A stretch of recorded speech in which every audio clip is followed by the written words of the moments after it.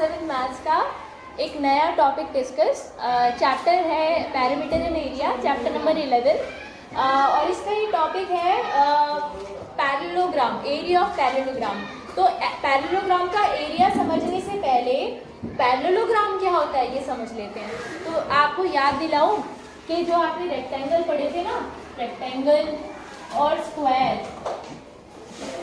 है ना, ये दोनों बच्चे हैं, इनके पापा हैं पैरेललोग्राम। ठीक है, ठीक है। अभी मैं बताती हूँ कैसे। ये इनके पापा हैं, पैरेललोग्राम इनके फादर हैं बेसिकली। देखो इनसे बने हैं ये दोनों, क्योंकि ये दोनों भी एक तरह के पैरेललोग्राम है ना। इंटरेस्टिंग, याद रहेगा। बेसिकली अगर आप देखो, ये होता है एक पैरेललोग्राम।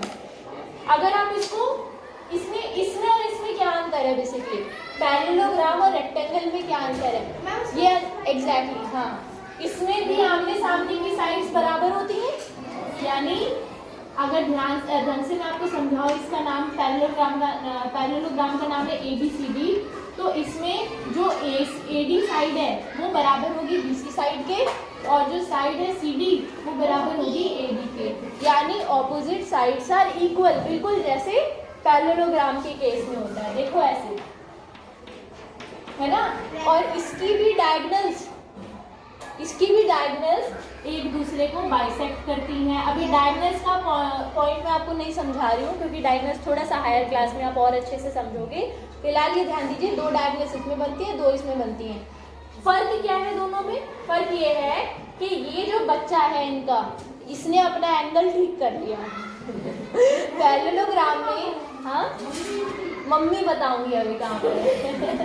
आकाश को मम्मी की टेंशन हो रही है, पहले यहाँ समझो, ठीक है। यहाँ पे अंतर ये था बेटा कि जो पैरेललोग्राम है ना, इसमें कॉर्नर पे आप देखो 90 डिग्री का एंगल नहीं बन रहा, 90 से ज्यादा बन रहा है ये वाला एंगल, ऑब्ट्यूज एंगल। और ये 90 से छोटा बन रहा है, एक्यूट है ना। ऐसे ये सामने वाला जो है ये ऑब्ट्यूज बन रहा है, 90 से बड़ा, और ये एक्यूट बन रहा है ना। तो यहाँ से आपको ये पता चला होगा, ये समझ में आया होगा कि आमने सामने के एंगल्स जो है ना वो एक जैसे हैं। और यहाँ इंटरेस्टिंग बात ये है कि आमने सामने के एंगल्स बराबर होते हैं। पैरेललोग्राम के केस में आमने सामने के एंगल्स बिल्कुल इक्वल होते हैं। ठीक है, चाहे तो आप खुद एक पैरेललोग्राम ड्रॉ करके देखना, बिल्कुल इक्वल एंगल्स बनेंगे। अब ये समझने वाली बात क्या है? समझने वाली बात ये है कि हमारे पास एक ऐसा पैरेललोग्राम है जिसने अपने कॉर्नर एंगल्स को क्या बना दिया? 90 डिग्री है अभी भी ये पैरेललोग्राम में। तो आपको ये पता चला पैरेललोग्राम एक्चुअली रेक्टेंगल का ही एक अर्लियर फॉर्म है। समझ में आ गई पैरेललोग्राम? अब हम डिटेल में सिर्फ पैरेललोग्राम के बारे में पढ़ेंगे। तो चलिए इन दोनों बच्चों को अभी हटा देते हैं, क्योंकि इनके बारे में तो हमने पहले ही बहुत अच्छा डिस्कस कर लिया। अब हिस्ट्री के बारे में पढ़ेंगे थोड़ा इनकी। तो पैरेललोग्राम की बात करते हैं। पैरेललोग्राम एक ऐसा क्वाड्रिलेटरल होता है जिसकी ऑपोजिट साइड्स इक्वल होती हैं। तो ऑपोजिट साइड्स आर इक्वल, और उसके कॉर्नर के जो एंगल्स है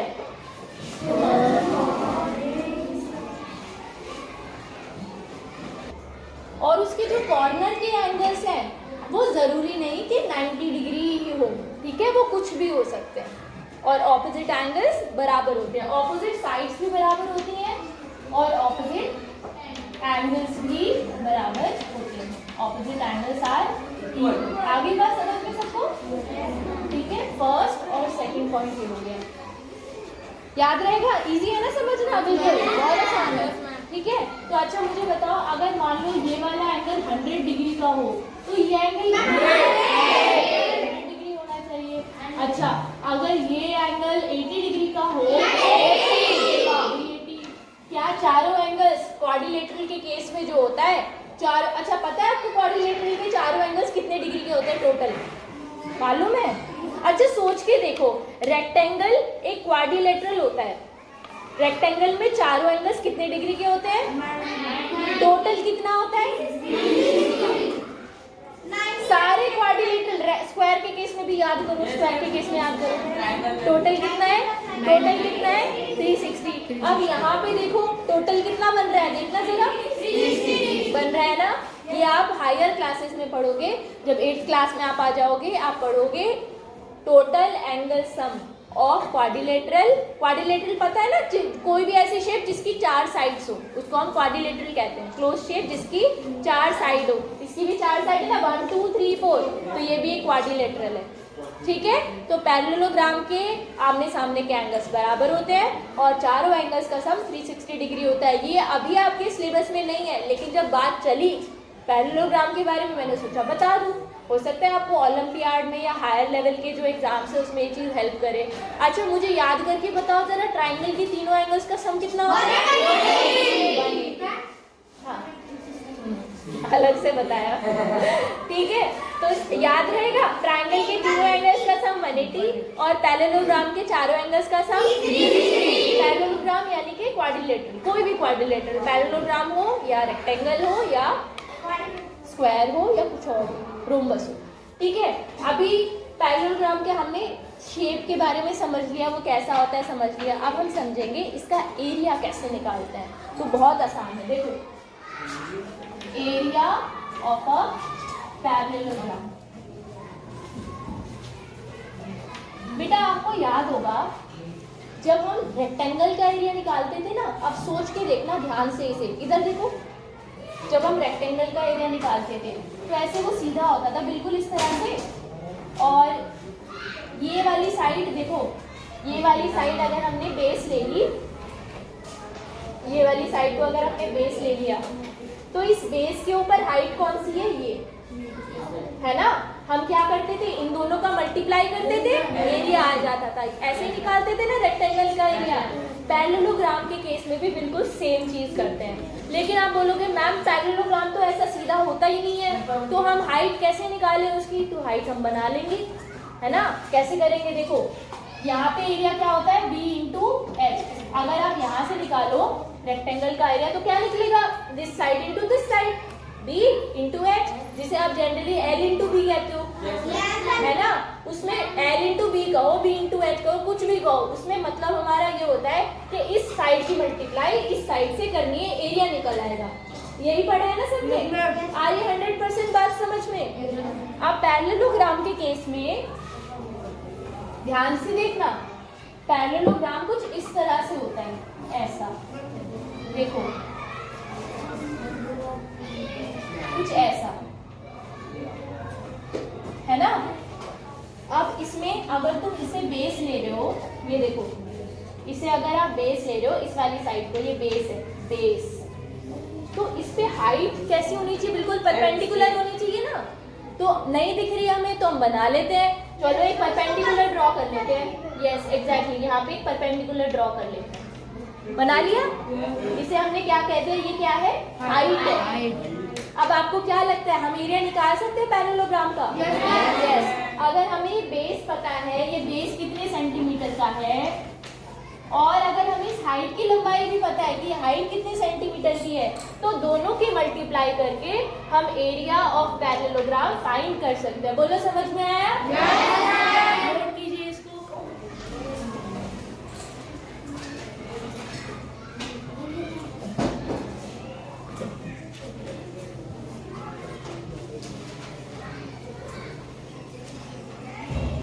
तो बच्चों देखो, अब यहाँ पे इंटरेस्टिंग बात क्या है? इंटरेस्टिंग बात ये है, चलो मैं तुम्हें एग्जाम्पल के थ्रू समझाती हूँ, है ना। कैसे? अगर एक रेक्टेंगल है हमारे पास ऐसा, आपने इस साइड को बेस माना और इस साइड को हाइट माना, आपने एरिया निकाला। एरिया, ये साइड मान लो 10 सेंटीमीटर की है और ये वाली साइड मान लो 5 सेंटीमीटर की है। ध्यान देना जरा, एरिया निकालेंगे क्या होगा? 10 इंटू 5, बेस इंटू हाइट, तो 10 इंटू 5 50। आप ध्यान देना, बहुत ध्यान से समझना बेटा। इधर देखो, अगर आप इसकी बजाय इस साइड को बेस मान लो, अब इसे घुमा के ऐसे देखो, ये बेस हो गया, तो इस बेस पे हाइट कौन सी हो जाएगी? भाई ये लो या ऊपर वाली लो, एक ही बात है ना बेटा। हाँ, इस बेस के ऊपर हाइट हो जाएगी ये, या फिर ये कोई भी ले सकते हो, दोनों ही परपेंडिकुलर है ना।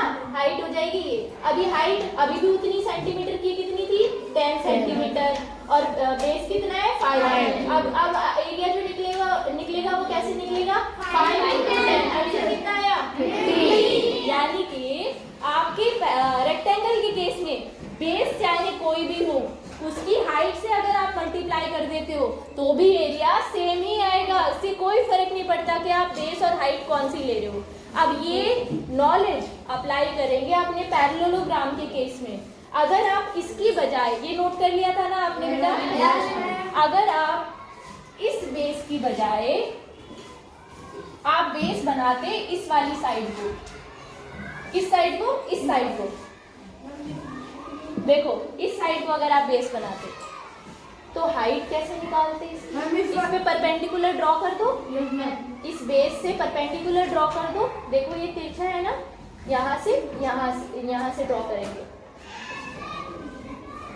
यहाँ से एकदम 90 डिग्री हमने ड्रॉ किया, ठीक है। या अगर तुम्हें यहाँ से प्रॉपरली नहीं समझ में आ रहा है, 1 मिनट रुकना जरा। ये बना इस तरीके से है ना, ऐसे बनेगा, ऐसे बनेगा,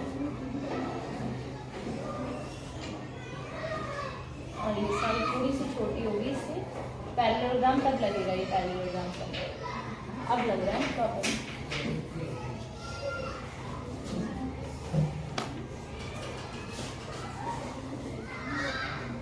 ठीक है, देखो अगर ये बेस है तो इसके ऊपर हाइट कैसे ड्रॉ करोगे? यहाँ से या सामने वाली साइड से इस पर बिल्कुल 90 डिग्री की सीधी लाइन बनानी है। ये तो तिरछी जा रही है ना लाइन ऊपर की तरफ, ऐसे बिल्कुल सीधी लाइन बनानी है डॉटेड। ये देखो ये हो गई 90 डिग्री। तो हाइट क्या हो गई? अब की बार हाइट हो गई ये वाली साइड, ठीक है। अब आपको बेस की जो भी लंबाई पता है पूरा बेस लेना है, यहाँ से लेके यहाँ तक, और हाइट ही लेनी है। तो अब की बार जो बेस और हाइट की वैल्यू पुट करोगे ना आप, उसका भी आंसर जो वहाँ से एरिया निकलेगा पैरेललोग्राम का, वो भी बिल्कुल सेम आएगा जो पहले निकाला था। और इस चीज़ को हम कैसे करके देखेंगे? क्वेश्चंस में करके देखेंगे। तो चलिए अब शुरू करें एक्सरसाइज। चलो एक्सरसाइज 11.2 ओपन करो जरा। अब तो तुम बहुत क्विकली फास्टली आंसर बताओगे, मुझे पता है। इसे नोट कर लिया? नोट करो इसको, कर लिया। क्लास देखिए एक्सरसाइज 11.2 का क्वेश्चन नंबर 1 सब बच्चे अपनी बुक में देखेंगे। यहाँ मैं सिर्फ आंसर लिखूंगी, डायग्राम नहीं बना रही हूँ। क्वेश्चन नंबर 1 का फर्स्ट पार्ट, मुझे बताओ बेस कितना दिया हुआ है पैरेललोग्राम का? 7 और उसकी हाइट कितनी है? 4 सेंटीमीटर है ना, सबको दिख रहा है? एरिया का क्या फॉर्मूला होता है पैरेललोग्राम का? सुनो, मैं पैरेललोग्राम को शॉर्ट में ना यहाँ पर तुम्हें नहीं लिखना अपनी कॉपी में, मैं सिर्फ बोर्ड पर लिखूंगी। आपको पूरा पैरेललोग्राम लिखना है। पैरेललोग्राम, पैरेलल लाइन का सिंबल है पीछे का, ठीक है।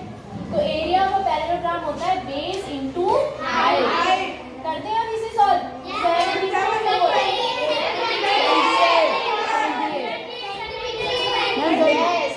सेंटीमीटर स्क्वायर, यूनिट एरिया की स्क्वायर में होती है ना, सेंटीमीटर स्क्वायर। आगे समझ में? ये तो ऐसा था कि आपको शायद पेन का इस्तेमाल भी नहीं करना पड़ा होगा। मैम अगले के लिए रेडी हो सब लोग? Ma'am 15 centimetre. शाबाश। 3 × 5 15 सेंटीमीटर स्क्वायर। सी पार्ट जो है इसका 8 पॉइंट, देखो सी पार्ट जो है उसमें बेस दे रखा है आपको 2.5 सेंटीमीटर, और हाइट कितनी है? सी पार्ट में बताओ। हाँ 3.5 मल्टीप्लाई करके बताओ आंसर जल्दी मुझे। कोई नहीं बोलेगा, नोट करो, कॉपी में सॉल्व करके बताओ। एरिया कितना आया? सब बच्चे सॉल्व करेंगे बेटा।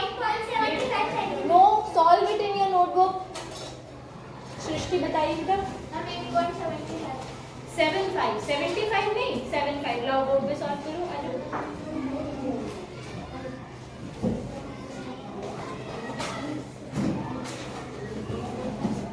वो दिखना चाहिए आपकी कैलकुलेशन ना, नीचे नीचे सॉल्व कीजिए जहाँ पे लिखा है मैंने। हाँ ऐसे भी नहीं है, यही वाला क्वेश्चन मल्टीप्लाई करके दिखाइए।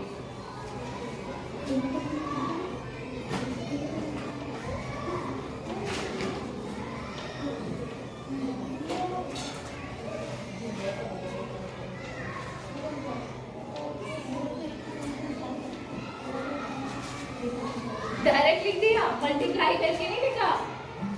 मल्टीप्लिकेशन आती है ना सबको, कैसे करनी है?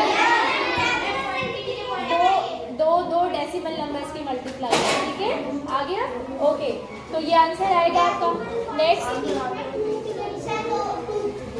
ठीक है ओके। अभी अगला पार्ट करेंगे, डी पार्ट का आंसर बताइए क्या होगा। अच्छा मैं जी ये बता दो बस, किसे पूछना है? आकाश बताएंगे। आकाश डी पार्ट में मुझे बताओ बेटा बेस कितना है पैरेललोग्राम का? डी कोई नहीं बोलेगा। डी पार्ट में बेस कितना है? बेस बेस बेस नहीं, आप क्या समझ रहे हो कि जो नीचे की तरफ लाइन है वो बेस है? आपको लग रहा है ये बेस है? हाँ बेस होता है पैरेललोग्राम की जो 4 साइड है ना उसमें से कोई एक पार्ट बेस होता है, ठीक है। तो पैरेललोग्राम की 4 साइड में से एक बेस क्या दिया हुआ है? 5 सेंटीमीटर। हाइट कितनी है? 4.8। मल्टीप्लाई कर दो, एरिया आ जाएगा पैरेललोग्राम का, है ना? चलो निकालो। हाँ एग्जैक्टली ठीक है। कितना आया आंसर मल्टीप्लाई करके? 24 सेंटीमीटर स्क्वायर। अच्छा ई पार्ट में जिसे पूछूंगी वो बताएगा, ठीक है। मुझे जानवी बताएंगी। जानवी ई पार्ट में बताओ बेटा बेस कितना है? Very good. और हाइट 4.4। तो एरिया निकालने के लिए क्या फॉर्मूला होता है? बेस इंटू हाइट मल्टीप्लाई करना है ना। तो ठीक है, समझ में आ गया सबको? Yes ma'am.